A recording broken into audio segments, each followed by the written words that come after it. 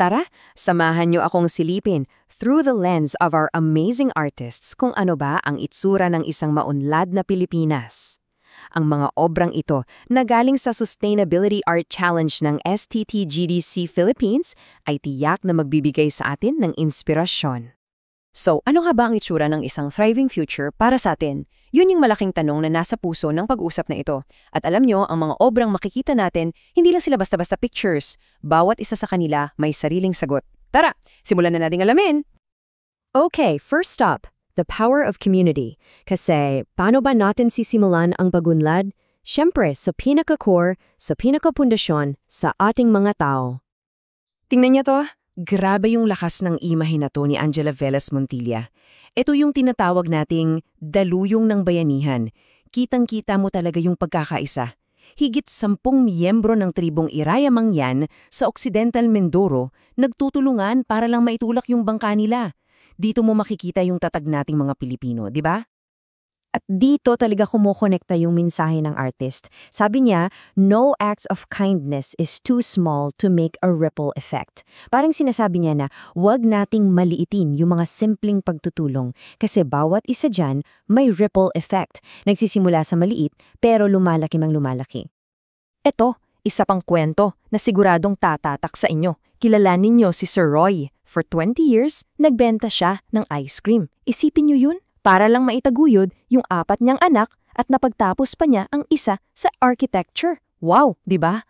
Itong obra ni David D. Delfin Jr., Never Say Die ang title, ay parang perfect example ng SDG 8, decent work and economic growth. Buhay na patunay na sa sipag at tiyaga may mararating. Ang ganda rin ng konsepto nito, farm to table ang tawag, na ginamitan ng 3 magkakaugnay na larawan o triptych para ipakita yung buong biyahe ng pagkain natin. Mula sa bukid, sa mga kamay ni Mang Julian, papunta sa palengke ni Aling Jonah, hanggang sa makarating sa hapagkain natin.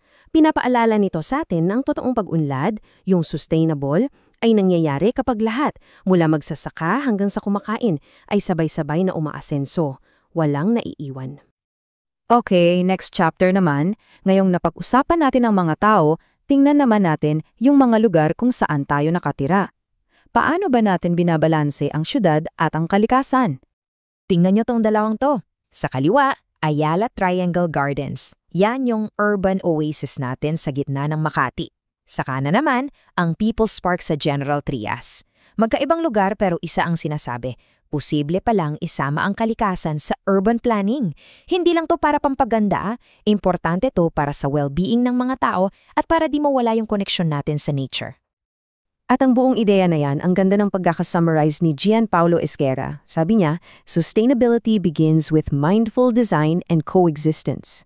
So hindi pala natin dapat tinatabo yung kalikasan.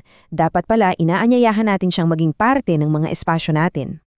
At itong Alabang River Park, nako, a perfect example nito.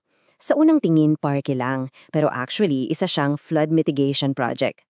Ang galing, di ba? Imbes na labanan yung daloy ng tubig, ginabayan nila. So napigilan na ang baha, nakagawa pa sila ng isang maganda at napapakinabangang lugar para sa lahat. Sige, punta naman tayo sa ikatlong bahagi. Innovation. Kasi okay, maganda yung mga konsepto, pero paano natin to gagawin? Dito papasok yung mga creative at konkretong solusyon. Okay, so dito medyo interesting kasi may dalawang side yung storya ng innovation. Sa kaliwa, yung obra ni John Robert Carmen. Yan yung pangarap, di ba? Solar streetlights, maliwanag, clean energy. Pero sa kanan, yung kuha ni Olga Marie Perez, yan naman yung reality, sira yung ilaw. So anong point? Dito pumapasok yung napaka-importanteng punto ni Olga Marie. Hindi sapat na magtayo lang tayo ng mga projects. Ang totoong challenge, yung long-term maintenance. Kasi anong silbi ng innovation kung hindi naman napapakinabangan ng mga tao in the long run, di ba? Kailangan may follow-through. So, paano tayo magkakaroon ng sustainable innovation? Well, may isang malaking konsepto na lumalabas sa mga susunod na obra, yung circular economy. Ano to? Simple lang, isang sistema kung saan walang nasasayang. Lahat ng tinatawag nating basura ay nagiging resource ulit. Ito na, perfect example ng circular economy in action. Ito ang DR Seat project sa Cainta Rizal. Anong ginagawa nila? Kinokolekta nila yung mga plastic bottle caps, oo, yung mga tansan, at ginagawa nilang upuan para sa publiko. Ang galing! Basura na naging value. Community effort pa. At eto pa, ang Waste Warriors ni Rosemary Damasio. Dito, ipinapakita niya na kahit isang tao lang pwedeng gumawa ng malaking pagbabago.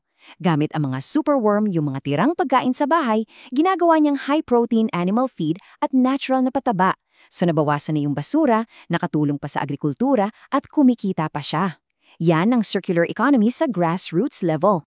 So ayan, nakita natin ang lakas ng komunidad, ang importansya ng kalikasan sa syudad at ang galing ng innovation. Ngayon, pag-isahin natin lahat yan para makita natin yung daan pasulong. Kung ibubuod natin, may 4 na haligi pala ang isang maunlad na Pilipinas based sa mga nakita natin.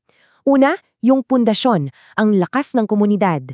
Pangalawa, yung balanse, ang harmony natin sa kalikasan. Pangatlo, yung makina, ang ating malikhaing innovation.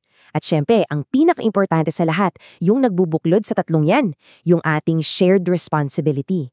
Tayo-tayo rin ang gagawa nito.